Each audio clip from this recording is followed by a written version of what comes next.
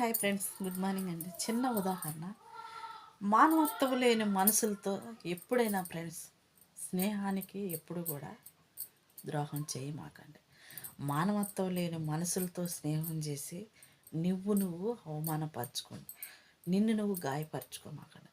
నిన్ను నువ్వు ఎప్పుడు కూడా 10 మందిలో కించపరుచుకునే విధంగా స్నేహం చేయమాకండి ఫ్రెండ్స్. నీ స్నేహం ఎదుటి వాళ్ళకి నచ్చినప్పుడు, నీ ప్రవర్తన ఎదుటి వాడికి నచ్చినప్పుడు, నీ ప్రవర్తనలో తేడా ఉన్నప్పుడు, నీ స్నేహంలో మోసం ఉన్నప్పుడు ఎప్పుడైనా ఏమంటారు, నొప్పు లేనిదే పొగరాదు అంటారు. అలాగా ఫ్రెండ్స్, మనలో మానవత్వం ఉన్నప్పుడు, మనలో మంచి మనసు ఉన్నప్పుడు మన చుట్టూ అది మంచికి కూడా సహకరించిన మనుషులు ఉంటూ ఉంటారని తెలుసుకోనండి. అలాంటి వ్యక్తులకి ఎప్పుడైనా సరే ఉంది ఫ్రెండ్స్, ప్రేమ, అభిమానం, ఆప్యాయత కంటే స్వార్థం, కుళ్ళు, కుట్రలతోనే ఎక్కువ జీవిస్తూ ఉంటారు. ఎందుకు? వాళ్ళు తోడు ఉండలేరు.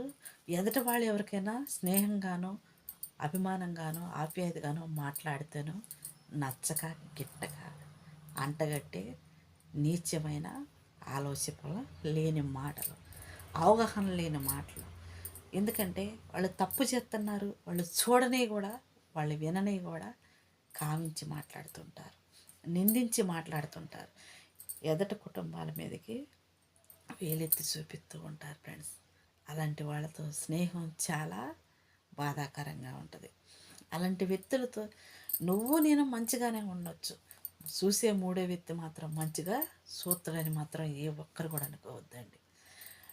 మంచికి చూడకపోగా మన మీద బురద చల్లుతూ ఉంటారు. ఆ బురదను 10 మందితో పంచుకుంటూ ఉంటుంటారు. అలాంటి మనసులతో ఉన్న చోట ఎంత పచ్చటి స్నేహమైనా కానీ ఆవిరైపోతుంటుంది. కుటుంబాలు కూలిపోయేలాగా చేస్తారు. అన్యాయాలు, అక్రమాలు, స్వార్థం అక్కడ నుంచే మొదలవుతుంటుంది. ఎందుకంటే చాలామంది తెలియకో తెలుసు మనకు శత్రువు ఎక్కడుండరా బాబు అనుకుంటుంటారు. మనల్ని మూడో వ్యక్తి చూసిండు కదా, వాడే పొలలు పెట్టేదేమో అని చెప్పేసి మనతో అనుకోరు. ఎందుకంటే వాళ్ళు కూడా మనతోనే ఉంటారు. మనం మంచి చేస్తున్నామో చెడు చేస్తున్నామో తెలుసు, కానీ నీ స్నేహం వాళ్ళతో ఉండటం నచ్చక, గిట్టక చేసే పని అని తెలుసుకోవటం మాత్రం చాలా సమయం పట్టింది. కొన్ని కోల్పోవాల్సి వచ్చింది, కొన్ని అవమానాలు పడాలి, కొన్ని నిందలు పడాల్సి వచ్చింది. అలాంటప్పుడు నీ స్నేహం ఎంత విలువైనదైనా ఎదటి వాళ్ళు బురచాలుతుంటే, మన మానవత్వం కోసమైనా, మనం మనిషిగానైనా వాళ్ళ తరపున నిలబడుతుంటే ఫ్రెండ్స్, ఎవరు దోకున్న గోతిలో వాళ్ళే పడతారని ఒక సామెత ఉంటుంది కదా, అది ఎప్పటికైనా నెరవేరుద్దని ప్రతి ఒక్కరు కూడా తెలుసుకోనండి. ఎందుకు? మనం మంచి చేస్తే ఎదటవాడు రాళ్ళు వేస్తున్నాడు. ఆ రాయి ఒకసారి మనకు తగిలిద్ది, బాధేసింది. రెండోసారి రాయి ఎవడేస్తుంటారని తిరిగి మనం వేస్తే ఎవడు గొయ్యిలో వాడే పడతారు ఫ్రెండ్స్. మంచికి ఎప్పుడైనా కానీ రోజులు ఉంటాయి. పుల్లలు పెట్టేవాడు, కుట్రలు చేసేవాడు, కుదత్రాలు చేసేవాడు ఎప్పటికీ కూడా నిలబడలేడు, బాగుపడలేడు, పైకి రాలేడు. అది ఆడవాళ్లే కావచ్చు, మగవాళ్లే కావచ్చు ఫ్రెండ్స్. ఏ కుటుంబానికైనా అయ్యో పాపం అని చెప్పేసి జాలి చూపేది వ్యక్తులు ఉంటే ఫ్రెండ్స్, వాళ్ళని ఎప్పుడు కూడా నిందించమాకండి, ఎప్పుడు కూడా వాళ్ళని బాధ పెట్టమాకండి.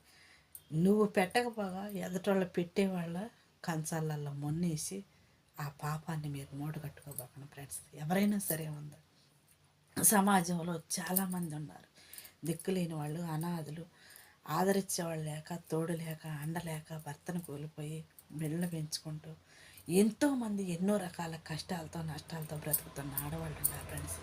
ఒక్కొక్క ఆడదాన్ని సాటి ఆడితే నిందించి మాట్లాడుతుంటారు ఫ్రెండ్స్. అది చాలా ఘోరంగా ఉంటుంది. నచ్చని వాళ్ళు, గిట్టని వాళ్ళు మాట్లాడే మాటలు ఫ్రెండ్స్. ఎన్నో కుటుంబాలలో తాను కూడా ఒకప్పుడు కష్టాలు అనుభవించి ఇయ్యలేదు, ఒంటి మీదకు బట్టలు వచ్చి, కళ్ళకు కావరం వచ్చి, ఇంట్లోకి డబ్బు వచ్చినంత మాత్రాన నీ గతం ఎవరికి తెలియదని మాత్రం ఏ ఒక్క ఆడవాళ్ళు కూడా అనుకోమాకండి ఫ్రెండ్స్.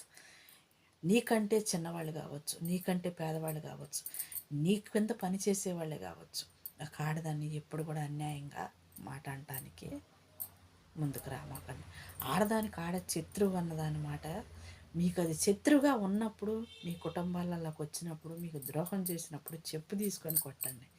అదే సమాజం మెచ్చింది, బుద్ధి చెప్పింది.